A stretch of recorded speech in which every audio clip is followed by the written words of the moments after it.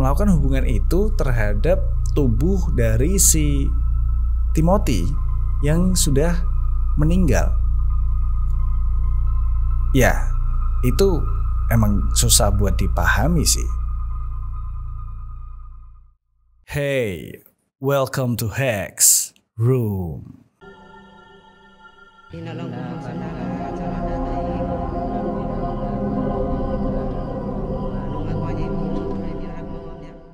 Oke, balik lagi sama Alvin Fajrin di sini di channel Hex tentunya. Dan malam ini sesuai dengan yang ada di judul, di Hex Room kali ini kita akan membahas tentang The Killer Clown atau badut pembunuh. Ya, ini sebenarnya requestan dari salah satu dari kalian, udah lama banget tapi baru aku bikin sekarang. Sorry, tapi menurutku nggak masalah karena topik ini tetap akan seru aja buat dibahas. Dan kalau misalnya kalian nih punya rekomendasi atau kalian punya saran untuk pembahasan selanjutnya, silahkan tulis aja di kolom komentar. Kali ini mungkin aku akan sedikit lebih mudah buat bikin topiknya karena syukur sekarang Hex sudah ada tim risetnya. So, ya silahkan tinggalkan di kolom komentar saran kalian. Dan balik lagi ke topiknya, The Killer Clown atau badut pembunuh. Mungkin kedengarannya ini kayak film horor, film thriller gitu kan, kayak misalnya film It yang dimana ada badut yang memangsa para anak-anak gitu kan. Terus yang lain lagi ada Clown House dan lain sebagainya. Masih banyak banget sebenarnya film-film yang membahas tentang The Killer Clown. Tapi yang kita bahas kali ini bukanlah film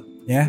Pertanyaan besarnya adalah gimana kalau ternyata badut pembunuh atau killer clown itu benar-benar ada di dunia nyata. So, daripada kelamaan kita langsung masuk aja ke pembahasannya. Beberapa badut pembunuh yang paling mengerikan menurut Hex. Kita mulai dari yang pertama.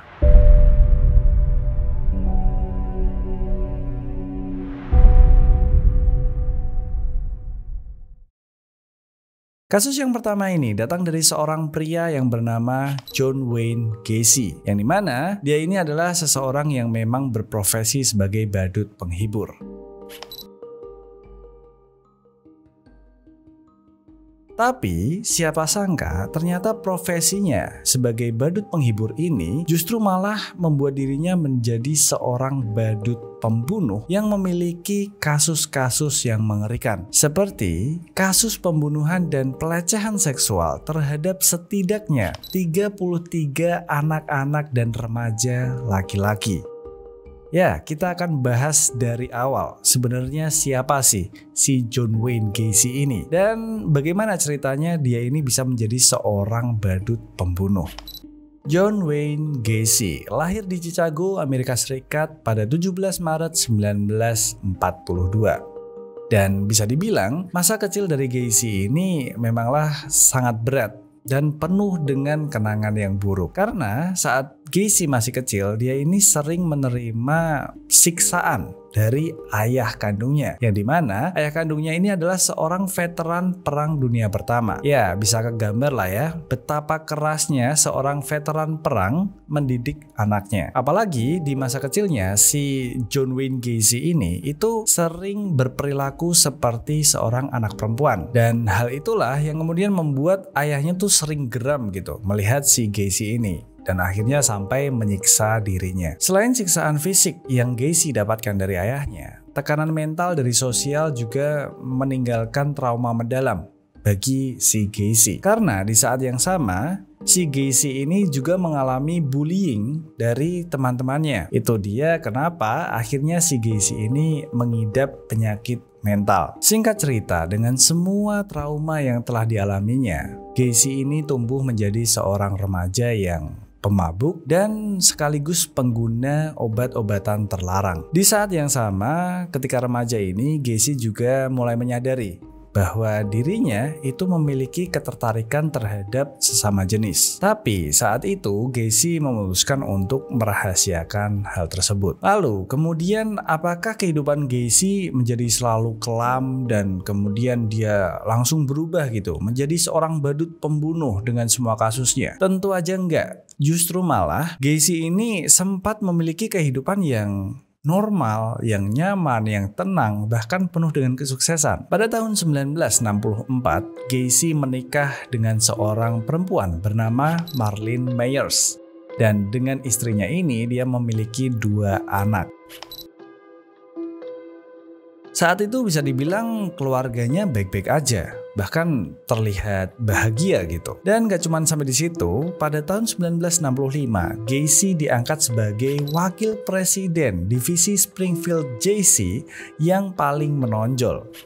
Yang artinya saat itu juga Gacy ini memiliki karir yang sangat bagus. Dan disitulah Gacy mulai mendapatkan kepercayaan dirinya lagi. Sampai-sampai saat itu Gacy ini dikenal sebagai seorang yang periang dan menyenangkan. Tapi sayangnya kesuksesan dan semua kebahagiaan itu tiba-tiba runtuh begitu saja. Karena terkuaknya sebuah kasus asusila terhadap remaja laki-laki yang dilakukan oleh John Wayne Gacy. Kemudian singkat cerita, istrinya Marlene Myers itu langsung menggugat cerai kepada suaminya karena dia tidak bisa mentolerir apa yang telah dilakukan Gacy kepada anak laki-laki tersebut. Ya, setelah itu persidangan berlanjut dan Gacy ditetapkan sebagai terdakwa dan dijatuhi hukuman 10 tahun penjara. Tapi kemudian setelah 2 tahun masa tahanan, Gacy dilepaskan atas keringanan dan bebas bersyarat. Nah, di sini nih titik balik di mana Gacy akhirnya mulai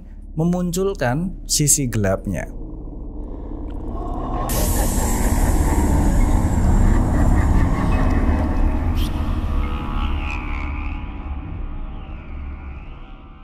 Setelah bebas dari penjara, Gacy akhirnya memutuskan untuk berprofesi sebagai badut penghibur. Ya, dimana namanya juga narapidana ya, otomatis akan sulit gitu untuk mencari pekerjaan. Jadi dia mengambil pekerjaan yang memungkinkan untuk bisa dia ambil gitu. Ia kemudian bergabung dengan sebuah klub yang bernama Jolly Joker dan belajar bagaimana caranya untuk menjadi badut penghibur. Dari cara dia berakting dan gimana caranya untuk berdandan layaknya badut di masa itu. Setelah dia bergabung dan mengetahui caranya untuk menjadi badut penghibur, si Gacy ini kemudian menciptakan karakternya sendiri yang bernama Pogo the Clown. Mungkin beberapa dari kalian agak gak asing gitu sama Pogo the Clown, karena Pogo the Clown ini udah beberapa kali gitu muncul di film-film horor. Ya, salah satunya yang pernah aku tonton adalah di series American Horror Story. Itu serem sih. Pogo the Clown di situ itu digambarkan dengan cukup mengerikan dan menyeramkan. Kalau kalian penasaran, silahkan coba cari aja tuh. Episode berapa aku lupa. Oke, kita lanjut. Karakter Pogo the Clown ini ternyata justru malah sukses dan diterima oleh banyak masyarakat. Sampai akhirnya saat itu Pogo the Clown ini sering dipanggil ke berbagai tempat untuk mengisi acara. Bahkan ia sempat tampil di salah satu bar terkenal di Norwood Park. Setelah menjalani profesinya sebagai badut penghibur, kehidupan si Gacy ini menjadi lebih dekat dengan anak-anak. Sehingga ketertarikannya terhadap anak laki-laki semakin meningkat.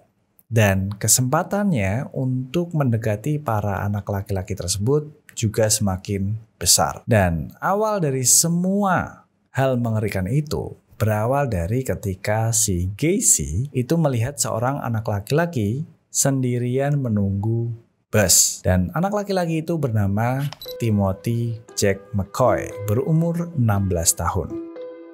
Jadi saat itu Timothy ini menunggu bus di halte. Tapi permasalahannya adalah udah nggak ada lagi tuh jadwal bus yang akan datang. Adanya jadwal besok. Jadi di hari itu bus udah nggak ada yang lewat lagi. Nah, karena hal itu akhirnya si Gacy itu menawari si Timothy untuk gimana kalau nginep dulu aja di rumahku sampai besok jadwal bus ada lagi. Nah, karena namanya juga anak kecil gitu kan, ya udah dia mau aja buat nginep di rumah Gacy. Singkat cerita, keesokan paginya si Timothy ini menyiapkan sarapan untuk Gacy. Ya, bisa dibilang itu adalah wujud terima kasih si Timothy karena telah diberikan tempat untuk bermalam. Nah, Timothy ini kemudian membawakan sarapan tersebut ke kamar Gacy. Dan ketika si Timothy ini membawa sarapan tersebut, dia juga masih membawa pisau di tangannya. Saat masuk ke kamar Gacy yang baru saja terbangun, kemudian tiba-tiba aja panik melihat Timothy membawa pisau masuk ke kamarnya. Dan dengan sekejap, Gacy langsung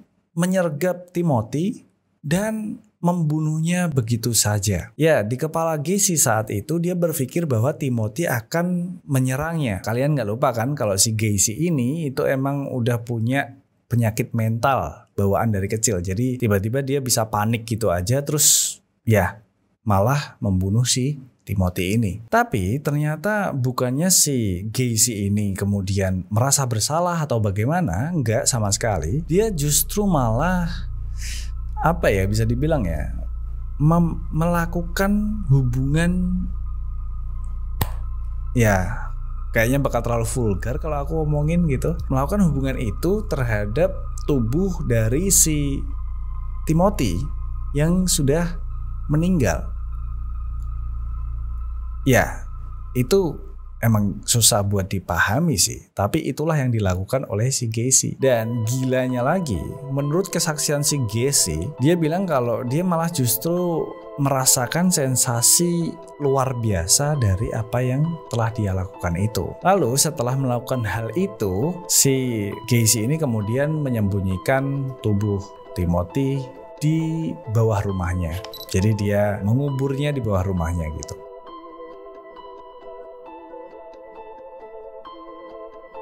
Kemudian dari sanalah terlahir seorang badut pembunuh dengan rentetan kasus pembunuhan dan pelecehan seksual terhadap setidaknya 33 anak atau remaja laki-laki.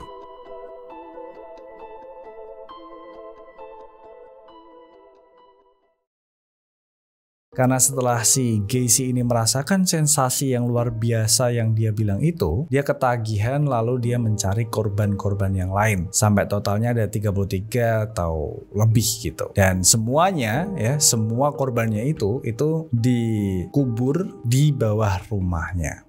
Bayangin aja tuh.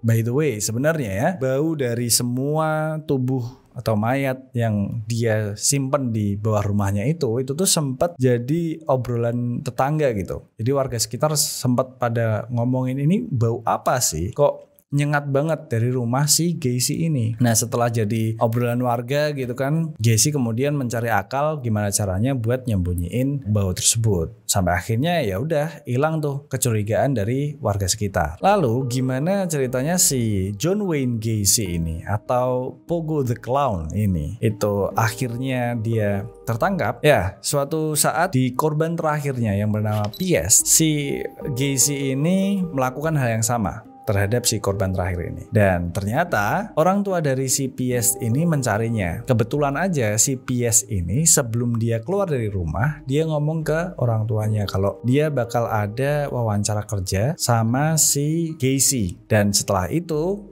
dia berangkat lalu tidak pulang kembali. Nah, karena setelah 24 jam anaknya tidak pulang ke rumah, otomatis ya namanya orang tua kan, dia bakal panik lalu melapor ke pihak berwajib untuk diselidiki. Dan benar aja, langsung kan yang pertama dicurigai adalah si Gacy ini, karena nama terakhir yang disebut oleh P.S. adalah si Gacy ini. Dan setelah penyelidikan, semua bukti memang mengarah ke si Gacy. Ya udah, ketangkeplah Gacy, lalu dia mengakui semua perbuatannya. Katanya si Gacy ini itu dalam kesaksiannya waktu ditanya gimana caranya dia bisa mengelabuhi semua korbannya, itu dia bilang katanya dia kayak pura-pura mau nunjukin sulap gitu. Tapi sulapnya ini itu berhubungan dengan borgol. Jadi korbannya harus diborgol dulu, lalu kemudian dia akan menunjukkan sulapnya. Ternyata setelah diborgol malah diapa-apain sama si Gacy ini. Itulah cara dia untuk mengelabui semua korbannya. Ya, itu semua kasus gila, sebenarnya panjang banget nih cerita si John Wayne Gacy. Bahkan sampai diangkat di sebuah film yang judulnya Gacy, tentang The Killer Clown, tentang badut pembunuh. Kalian bisa search aja itu filmnya, judulnya Gacy, G-A-C-Y. Oke, dan gimana nasib si Gacy? Akhirnya pada 9 Mei 1994 si Gacy ini diberikan hukuman paling berat, yaitu disuntik dengan cairan mematikan. Gitulah. Ya, gimana ya kasus seberat itu gitu. Gimana menurut kalian? Apakah itu mengerikan? Gak usah tanya deh, kayaknya itu pasti mengerikan gitu kan. Ya, badut sih.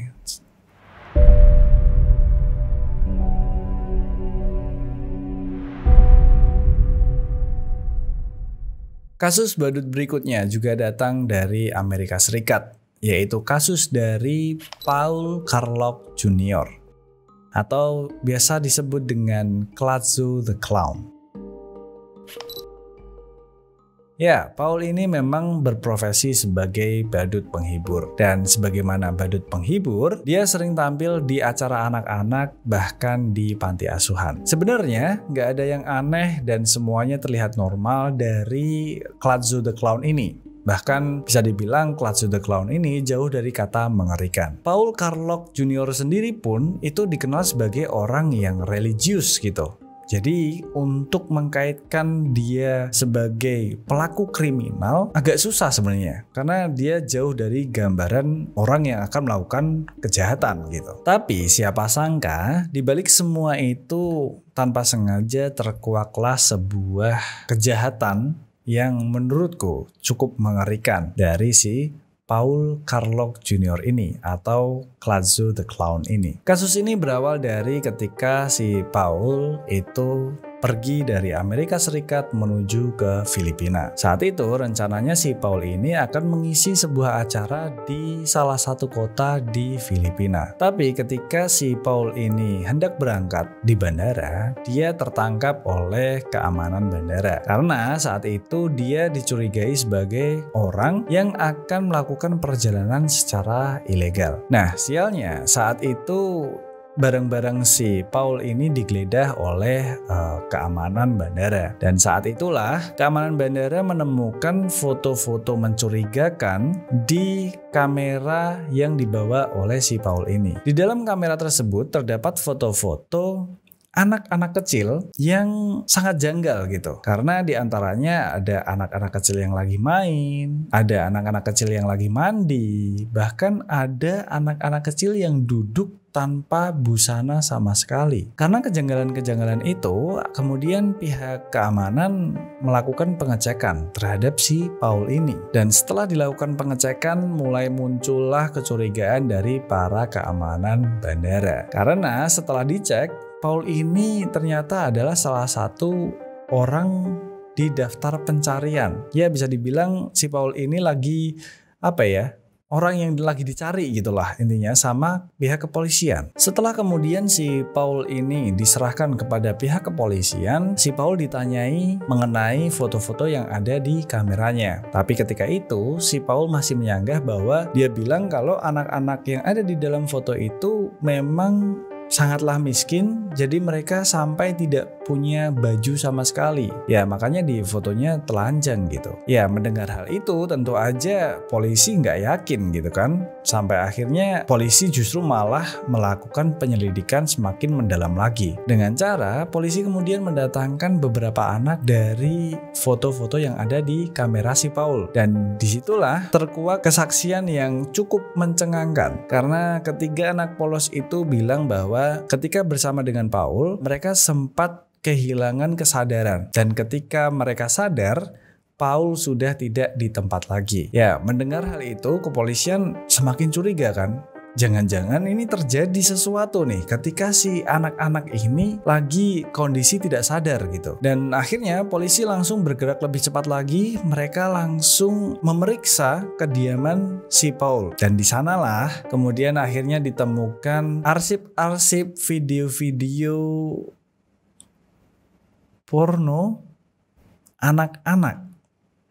Ya, ternyata Paul memiliki kelainan gitu, menyukai para anak-anak laki-laki, bahkan dia membuat videonya dengan para anak laki-laki itu. Ya, setelah itu nggak nunggu lama langsung polisi memutuskan kasus ini dan si Paul kemudian langsung ditangkap dengan segala sanggahannya. Jadi ketika ditangkap pun si Paul ini sebenarnya masih terus menyanggah gitulah. Dia nggak mengakui kesalahannya. Tapi di tahun 2007 akhirnya si Paul ini dijebloskan ke penjara. Katanya di penjara sendiri itu Paul mengalami banyak sekali luka-luka dan lebam-lebam di sana sini karena melawan sipir.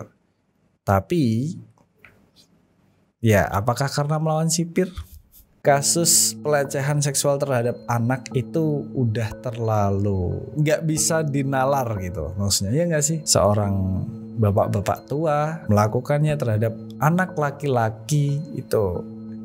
Ya, menurutku ini juga salah satu badut gila yang udah nggak bisa dinalar lagi gitu. Gimana menurut kalian? Silahkan tulis di kolom komentar. Kita lanjut lagi nih ke kasus badut pembunuh yang terakhir, dan ini juga nggak masuk akal, sama aja. Kita langsung lanjut aja.